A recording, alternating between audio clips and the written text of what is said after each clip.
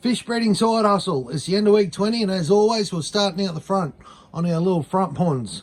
Now, question for you. What do you have to do if you want to have a successful little sideline breeding fish? Give up. It's not rocket science. Just that. Breed fish. Well, this week, we almost ended up with a big fat zero, people. It was close.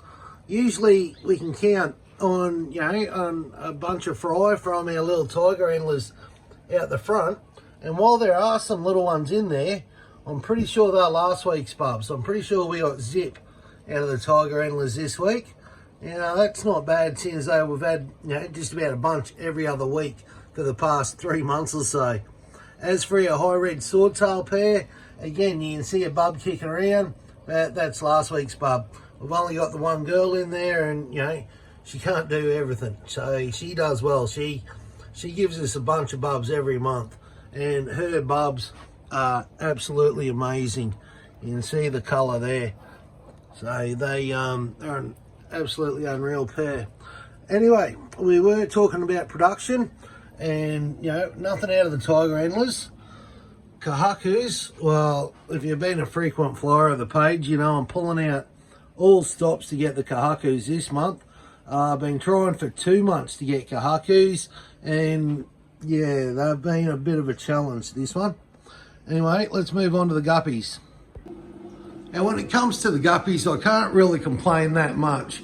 We are down to 7 producing females. That is it. We started off with 16, but due to my inexperience, overfeeding them, having the tanks filled up too far, them deciding they wanting to find out, is there life after death? Turn back on your bugger. And, jumping out to find out, yep, we are all just bad shit luck.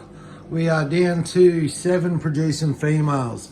So, I'm not too concerned, because as you can see, there's a bunch of fry being raised out as future breeders. So really not too concerned about that, but I am expecting production to be down for the next month or so while these are being raised up to size. So still sticking with the guppies, one big blow that we had was our Tux Dragons. So you can see we've got a bunch of fry in this tank. We've got a bunch of fry in that tank. We've also got over here, we've got some more raised out tanks. And these are the first lot of Tux Dragons that we were raising out to set up a breeding colony. Now, I went to do that this week. I went to push the males in with the females into the future breeding room. I'll get to that room in a minute and show you those tubs. But speaking of these Tux Dragons, I went to set them up as a colony, and since our original parents have gone, I wanted to do a quick Google search on images to double check that yes, our Tux Dragons are that they are Tux Dragons, and yep, I'm good to go ahead and pair them up. So I've done the search, and if you know guppies and you know what you're looking at, which I'm still learning, they are definitely not Tux Dragons. So Tux Dragons have a blacker body and a real bunch of spots through the tail, and these are just some mudblood things. So my fault. I bought the original pair from a pet shop, and you get what you pay for, I suppose. I should have spent the extra money and bought them from a reputable breeder, because everything else that we've got from a good breeder is bred true.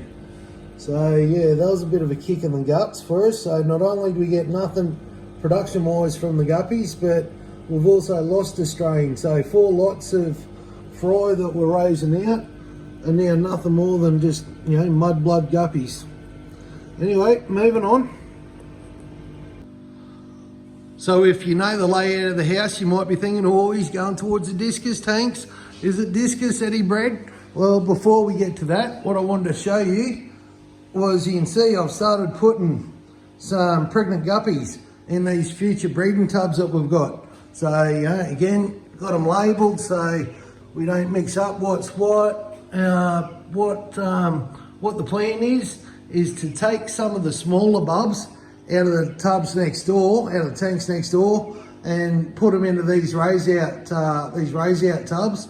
leave the bigger ones next door because they're going to be the first lot for sale, except for the ones that we pull out for future breeders. The ones that we pull out for future breeders, they'll be going in here.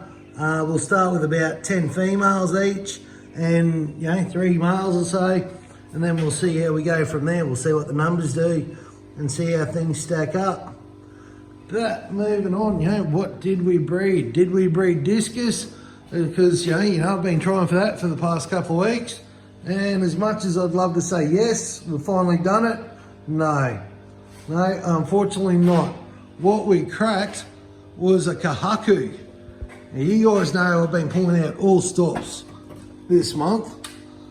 So we had a Kahaku swordtail in here. So all the invention was this little tub, had this basket on top, some little floaties on it that just held it in place, and the Kahaku. He got to swim around in here, and the theory was, he'll have bubs, and the bubs will drop through. Well, that worked. It works in reverse with the guppies, believe it or not.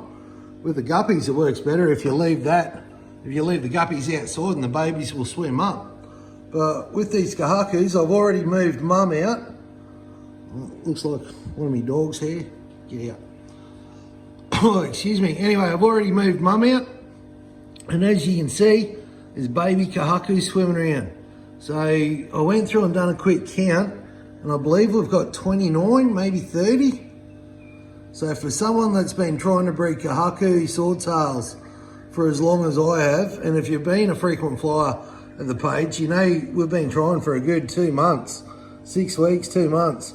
And this month we pulled out all the stops and checked that shit out, We finally got some.